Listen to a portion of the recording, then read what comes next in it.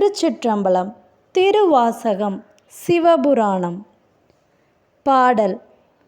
மெய்யே உன் பொன்னடிகள் கண்டின்று வீடுற்றேன், உய்ய என் உள்ளத்துள் ஓங்காரமாய் நின்ற மெய்யா விமலா விடைப்பாகா வேதங்கள் ஐயா என ஓங்கி ஆழ்ந்தகன்ற நுண்ணியனே.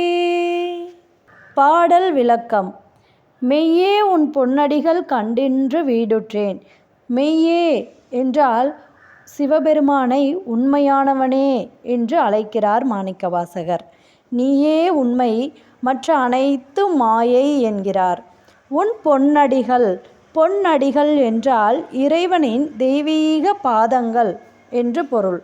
கண்டின்று. கண்டின்று என்றால் இறைவனின் திருவடிகளை இவ்வளவு நாட்களாக காணாமல் இன்று காணப்பெற்று இறையருளை பெற்றேன் என்று பொருள். வீடுற்றேன். வீடு பேறு என்பது முக்தி மோட்சத்திற்கான வழி, பிறவியிலிருந்து விடுதலை, பிறவியின்றி இருந்து பரம்பொருளை ஒட்டி இருக்கும் தன்மை. இதுதான் வீடு பேறு. அதாவது இந்த வரிகளில் மாணிக்கவாசகர் என்ன சொல்ல வருகிறார் என்றால், எல்லாம் வல்ல இறைவனே, பலவிதமான பிறவிகளில் பிறந்து உழன்ற நான் உன் தெய்வீக பொற்பாதத்தை பார்த்து அருள் பெற்ற உடனே வீடு பேறு அடைந்தேன் என்று கூறுகிறார். உய்ய என் உள்ளத்துள் ஓங்காரமாய் நின்ற. உய்ய என்றால் இது ஒரு வாழ்ந்து கொண்டிருக்கும் வாழ்க்கை பயணத்தை குறிப்பிடுவதுதான் உய்ய என்று பொருள். என் உள்ளத்துள் ஓங்காரமாய் நின்ற. அப்படியென்றால் என்னை காக்க என்னுடைய இதயத்தில் ஓம்காரத்தின் வடிவாய் நின்றவனே என்று பொருள். ஓம்காரம். ஓம் என்பது பரம்பொருளின் நாத வடிவம், அதாவது ஒளி வடிவம். ஓம் என்பது பிரணவம் அல்லது பிரம்மம் என்று பொருள்படும். பிரணவம் என்பது அறிவின் பரமத்துவம் என்பதாகும்.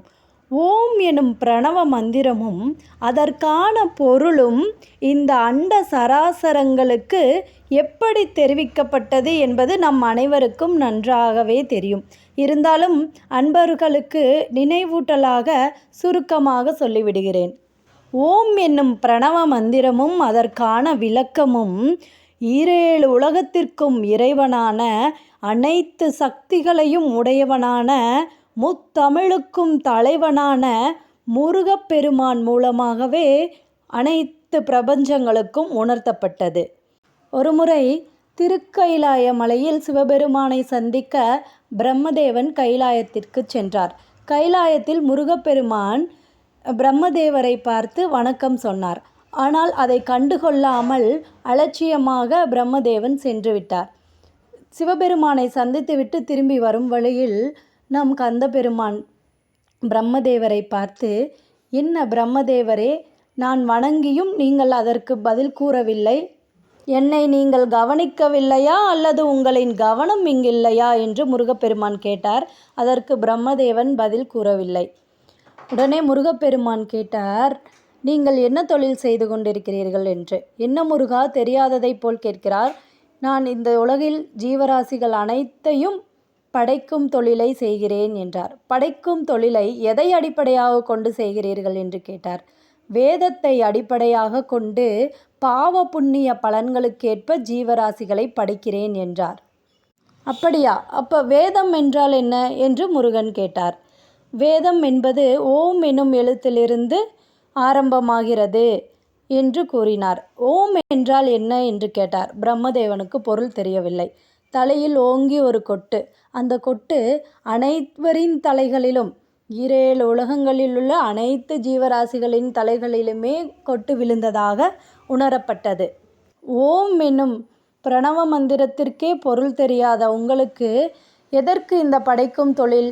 இனி நீங்கள் படைக்கும் தொழிலை செய்ய வேண்டாம் அப்படி என்று கூறிவிட்டார். உடனே பிரம்மதேவர், நான் படைக்கும் தொழிலை செய்யாவிட்டால் யார் செய்வார், அதை நான் பார்த்து கொள்கிறேன் என்று விட்டார் முருகப்பெருமான். சிவபெருமானுக்கு உடனே கோபம் வந்துவிட்டது. என்னதான் இருந்தாலும் முருகா, நீ செய்தது தவறு. பிரம்மதேவர், அவரை மதிக்காமல் நீ நடத்துவது மிகவும் தவறு என்றார் சிவபெருமான். நீ சிறுபிள்ளையாயிற்றே, அதனால்தான் உன்னிடம் பிரணவத்திற்கான விளக்கத்தை சொல்லாமல் இருந்திருப்பார். பெரியவர் சிறியவர் என்ன, கேள்வி கேட்டால் பதில் சொல்ல வேண்டியது தானே என்று முருகப்பெருமான் கேட்டார். முருகா, பிரணவத்திற்கான பொருள் சொன்னால் உன்னால் புரிந்து கொள்ள முடியுமா என்று கேட்டார் சிவபெருமான். புரிந்து கொள்ள முடியாமலா அந்த கேள்வியை நான் கேட்டிருப்பேன் என்றார் முருகப்பெருமான். ஓ, அனைத்தும் தெரிந்தவனோ நீ என்றார். ஆம், எனக்கு எல்லாம் தெரியும், அனைத்தும் தெரியும் என்றார் முருகப்பெருமான். அப்படியென்றால் பிரணவத்திற்கான பொருளை கூறு என்றார். சிவபெருமானிடம் உடனே முருகப்பெருமான் பிரணவத்திற்கான பொருளை கூறினார். அப்படி ஓம் என்னும் மந்திரத்திற்கான விளக்கத்தை சொன்னதால்தான் முருகப்பெருமான் சிவபெருமானிலிருந்து தோன்றியவர், சிவபெருமானுக்கு நிகரான சக்தி உடையவர் என்றும் அவருக்கு நிகரான ஞான சக்தியை கொண்டவர் என்றும் இந்த 7 உலகங்களும் புரிந்து கொள்ள ஒரு திருவிளையாடலையே நடத்திவிட்டார் சிவபெருமான். இப்போது ஓம் என்பதன் பொருளை ஒரு சில வரிகளில் பார்க்கலாம். ஓம் என்பது அ, உ, இம் என்னும் எழுத்துக்களால் உருவானது. ஆ என்பது தொடக்கம், அது ஆரம்பம் என்னும் படைத்தல் தொழிலை செய்யும் பிரம்மதேவரை குறிக்கின்றது. உ என்பது நிலைத்திருத்தல், அதாவது அனைத்து ஜீவராசிகளையும் நிலைத்து காத்தல் தொழில் செய்யும் விஷ்ணுவை குறிக்கிறது. இம் என்பது முடிவு, இது அழிக்கும் தொழிலை செய்யும் நம் சிவபெருமானை குறிக்கின்றது. ஓம் என்பது ஒளியின் ஆரம்பம், உயிரின் மூச்சு, பரம்பொருளின் குரல், சிந்தையின் அமைதி, மௌனத்தின் இசை. ஓம் என்பது ஒரு உருவமில்லாத ஆனந்தம். ஓம் என்பது பிரபஞ்சத்தின் அடிப்படை அறிவு. பிரபஞ்சத்தின் தொடக்கமும் முடிவும் ஓம் எனும் மந்திரத்தில்தான் இருக்கிறது. அ என்பதில் ஆரம்பமாகி உ என்று நிலைத்து இம் என்று முடியும். அந்த முடிவிற்கு பின்பு ஒரு அமைதி ஏற்படும். அந்த அமைதியான மௌன நிலையில்தான் இறைவனை நாம் அடைய முடியும். ஓம் என்பதுதான் அனைத்திற்கும் முதன்மையானது. அனைத்திற்கும் முதன்மையான ஒளி தோன்றியதே ஓம் என்பதிலிருந்துதான். அனைத்து வேத ஆகம மந்திரத்திற்கும் இந்த ஓம் என்னும் எழுத்துதான் முதன்மையாக இருக்கின்றது. ஓம் என்பது நம் மூச்சுக்காற்று. நம் மூச்சு விடும் பொழுது வயிற்றிலிருந்து தொடங்கி மார்பு பகுதியில் நிறுத்தி தலைப்பகுதியான மூளையில் முடிவடைகிறது. நாம் வேண்டுமானால் மனதை ஒருநிலைப்படுத்தி மெதுவாக ஓம் என்று ஒரு முறை சொல்லி பார்ப்போம். ஓம் நம் மூச்சில் வயிற்றிலிருந்து தொடங்கி நம் மார்பில் நின்று மூளையில் முடிவடைவதை உணரலாம். சாதாரணமாகவே நம் அமைதியான சூழ்நிலையில் கண்களை மூடி கவனச்சிதறல்கள் சிறிதும் இல்லாமல் மனதை ஒருநிலைப்படுத்தி ஓம் என்று சொன்னால் அனைத்து மன சஞ்சலமும் நீங்கும், உடல் சீரடையும், புத்துணர்ச்சி அடையும், மன அழுத்தம் நீங்கும், மனம் தெளிவும் நிம்மதியும் அடையும், நம் மூளையும் சீரடையும். இப்படி நாம் ஓம் என்று சொல்லி முடிக்கும் போது அடுத்தது ஒரு அமைதி பிறக்கும். அந்த அமைதி நிலைதான் இறைநிலை. அந்த இறைநிலையை நமக்கு உள்ளேயே இருக்கின்றது. அப்படிப்பட்ட ஓம் என்ற இறைநிலையாய் நம் உள்ளத்தில் இறைவன் குடியிருக்கிறார் என்கிறார் மாணிக்கவாசகர். மெய்யா விமலா விடைப்பாகா.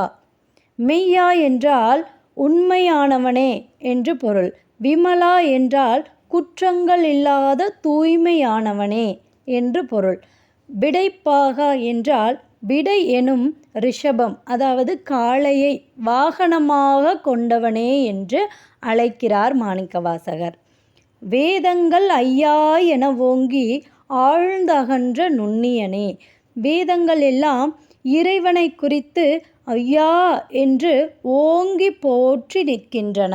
இருந்தாலும் இறைவன் அனைத்திற்கும் அப்பாற்பட்டு அனைத்திலும் அகன்று பரந்து விரிந்து இருக்கிறார். எப்படி இருக்கிறார்? நுண்ணியனே, அதாவது நுண்ணியனே என்பது அளவில் சிறியது என்று பொருள் வராது. கண்களுக்கு புலப்படாமல் இருக்கிறார். புலப்படாமல் இருக்கிறார் என்றால் மனிதர்களுக்கு புலப்பட முடியாத, உணர முடியாத அரூபமாக இருக்கிறார் என்று பொருள். இறைவனை அனுபவத்தில்தான் நம்மால் உணர முடியும். மீண்டும் பாடலை ஒரு முறை காண்போம். மெய்யே உன் பொன்னடிகள் கண்டின்று வீடுற்றேன், உய்ய என் உள்ளத்துள் ஓங்காரமாய் நின்ற மெய்யா விமலா விடைப்பாகா வேதங்கள் ஐயா என ஓங்கி ஆழ்ந்தகன்ற நுண்ணியனே. திருச்சிற்றம்பலம்.